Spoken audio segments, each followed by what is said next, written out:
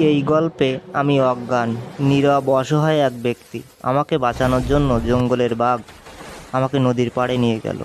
হঠাৎ দেখলো এক কুমির আমাকে খেতে আসছে। কুমিরটাকে তাড়িয়ে দেওয়ার চেষ্টা করছে, কিন্তু যাচ্ছে না। অবশেষে কুমিরটার সঙ্গে ঝগড়া বেঁধে গেল বাঘের।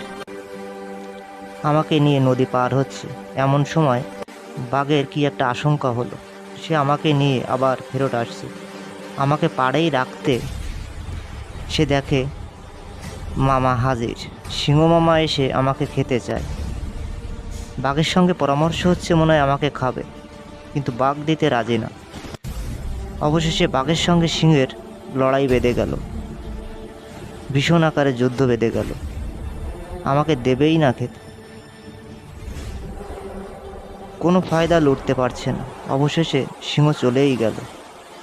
আমি তো অজ্ঞান পড়ে আছি, অসহায়। বাঘ আমার পেটের ভিতর থেকে জল বের করার চেষ্টা করছে, যাতে আমার জ্ঞান ফেরে। অবশেষে আমার জ্ঞান ফিরল।